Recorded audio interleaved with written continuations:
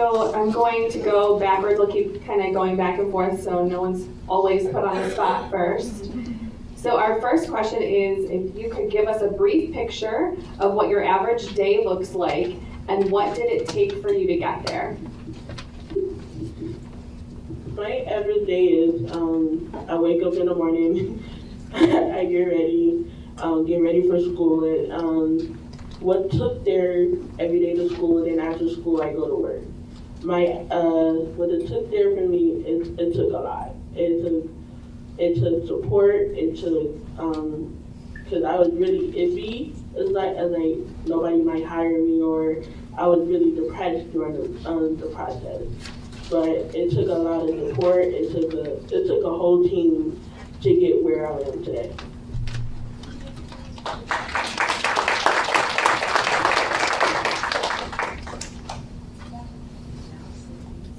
I wake up in the morning and thank you. I go to school. I go to occupational and physical therapy twice a month on Tuesdays at Cleveland Clinic Children's Rehab in Westlake, which has helped me gain skills to go off to college in the fall. I have a medical team at Cleveland Clinic Children's that has helped me stay healthy to go off to college in the fall. I have an intervention specialist at my high school and teachers that gave me the self-advocacy skills that I need to go off to college and be able to advocate for what I need. I have amazing parents that have given me since day one the skills that I need to advocate what I want, what I need, and to be confident in myself and to know that I am deserving of what every other student has in the classroom, and to know that I am just as worthy as every other person. My parents have treated me just like every other child. They have not treated me like a person with a disability. They have treated me like just like my siblings. I have been successful because of my parents, because of my school district, and because of my support team. I couldn't be going off to college without them.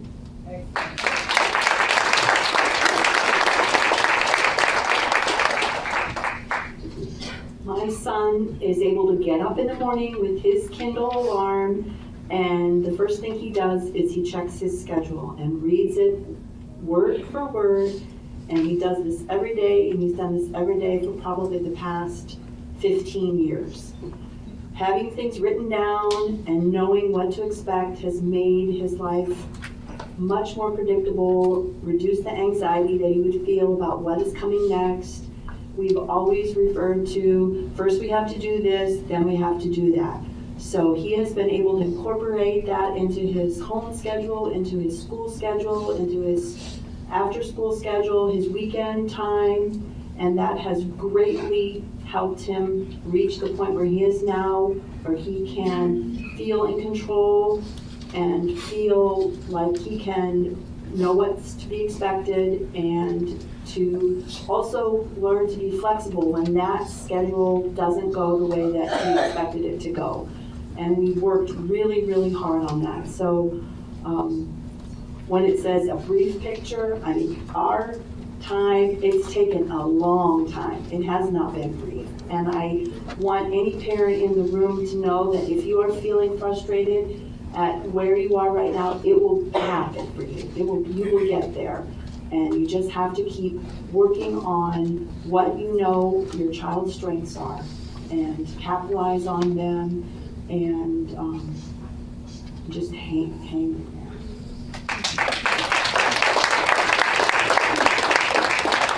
Thank you all so much for those answers. They were great, and as you can see, we truly have three completely different paths and different journeys that everyone's going on, so this is great for information for everyone to hear. Our next question is, what are your goals for your life or your child's life, career, and education? My goals for my life are to live independently as much as I can and to be a child life specialist at Cleveland Clinic Children's, and to be happy and to have a full-time job and to live in a good household and to have a career and a salary. I hope to live in the Cleveland area. I really like living here, and the resources that Ohio provides for people with disabilities is awesome. I hope to go to, I'm going to University of Akron for undergraduate, and then I hope to go to, I have to go to graduate school for my degree. So I will be going to graduate school after that, and then I will be doing an internship and then career placement after that. And then I hope to keep my GPA up. I have a 3.8 GPA right now, so I hope to continue keeping my grades up and just be the best student and person that I could be. And I hope to have a family one day, and I hope to just help people with disabilities and children with medical conditions throughout my life.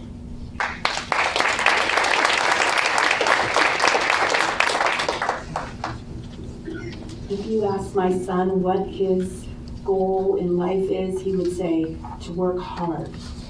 And he will not be able to tell you exactly what he means by that, but he has this ethic that he is going to work hard, that he's going to be successful, that whatever it is that he does, and I'm sure he'll do something really amazing with greeting people or, just something in hospitality, but he definitely has the sense of that he's going to work hard and that he's going to be successful.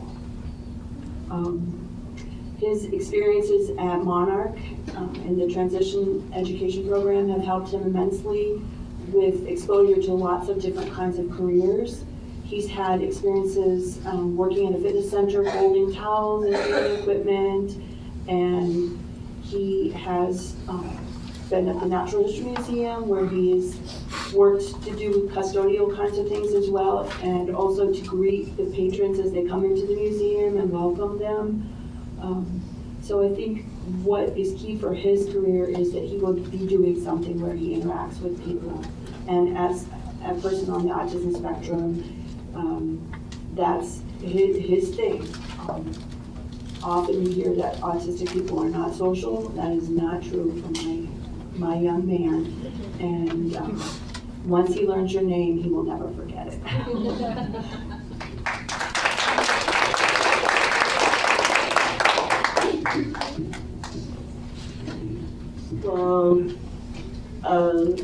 So I graduate next year. So I will have an associate degree in art and science. And with that, I hope I can get a job being a teacher assistant, and then probably move on my bachelor. I don't know yet, but I just hope that would help me finally know I finished cross the finish line, because I had a long road and I wasn't feeling like I could never pass the road. But with support groups and everything, and I hope I can just pass the finish line and just, finally be, happy that I finally made it to the finish line, that among all my disability peers that it's not hard, as long as you have a good support system, and you can finish, pass the finish line.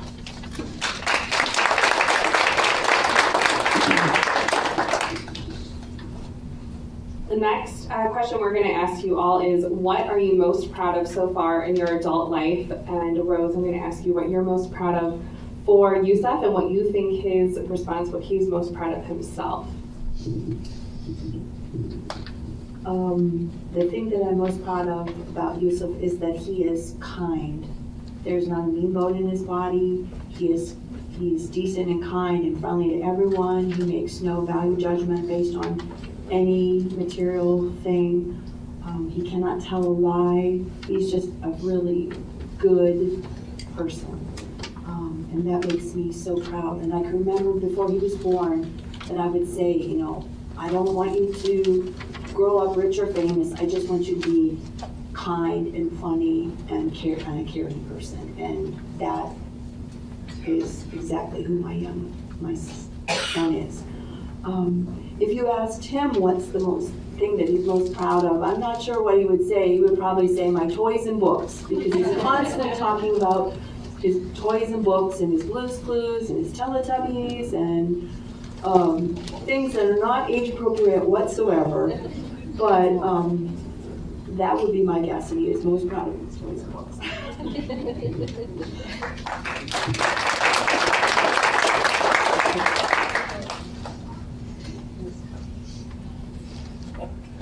I would say what I am most proud of is the skills that I have gained to go off to college, the self-advocacy skills that I have learned from being in a school system that supports me and from my parents is really important. I now know going off to college to ask if I need help and to be as independent as I can be, but if I do need something, to ask for help.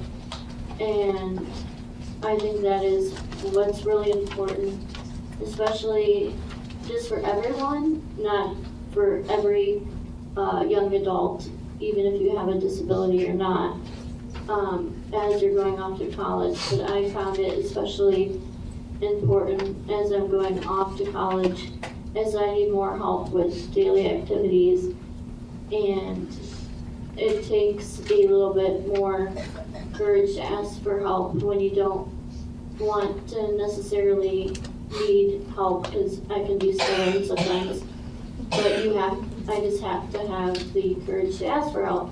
So I learned to ask for help and to be independent as I can. So I am proud of how far I've come in my self-advocacy skills, and I hope that continues.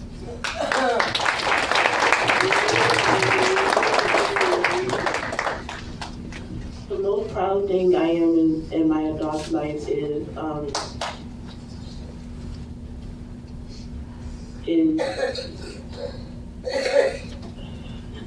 it's able to, you know, is be who I really want to be in my adult life, you know, having my mom there to like push me farther, you know, because I was afraid as an adult that you have to do everything on your own. Nobody can help you because you're an adult now. And I'm really proud of my mom is really pushing me and like telling me to go to class, go to work, you know, because you have to do it. No matter you don't have to do it, but it's something that you want to do, you know. To get where you want to be in your life, you have to have you know, a mindset. You know, what do you want to do? How do you want to do it? And that's the most thing I'm proud of is my mom.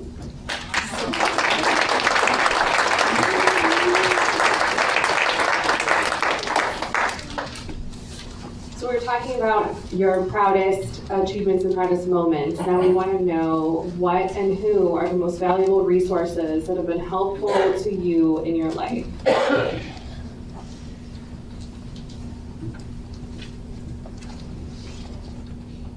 My parents have been the biggest resources for me in my life so far. My parents have advocated on my behalf. My parents have made sure that I had everything that I needed and made sure that I had resources. My parents made sure that I had resources through Opportunities for Ohioans with Disabilities, or OOD, and Baru for Vocational Rehabilitation, BVR, and they introduced me to Youth Challenge, who is here today. I am a longtime participant of Youth Challenge for 7 years now. I absolutely adore them. So my parents have made sure that I get the best education I needed, the best health care, and the best resources for my needs, and I am truly grateful for that.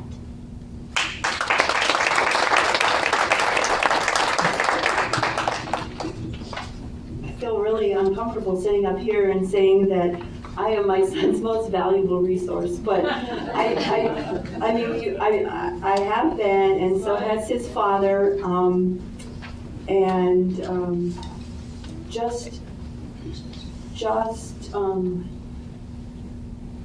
the hardest thing about when you learn your child is going to have a more difficult life than you'd expected, or is not a neurotypical child, is reconciling the dreams that you had when you thought about what you were going to carry on in family traditions with your child, and how you have to find creative ways for that to work. And I think that just by my ex-husband and I being on the same page and recognizing that whatever is helpful would be helpful for our son is what he needs, and advocating for him. So I don't think there's one specific thing that we did that made a difference, but it was a lot of little things that accumulated and contributed to making Yusuf have a successful life.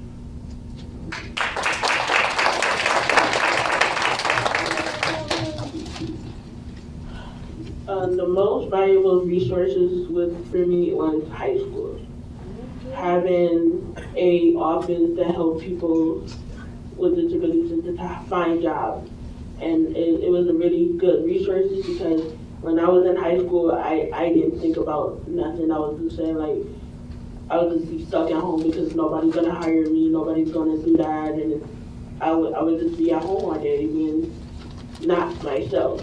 So high school was one of the biggest resources for me, because my mom found out about the information and she was like, just go in there, just go in the office. And I went in the office and they helped me.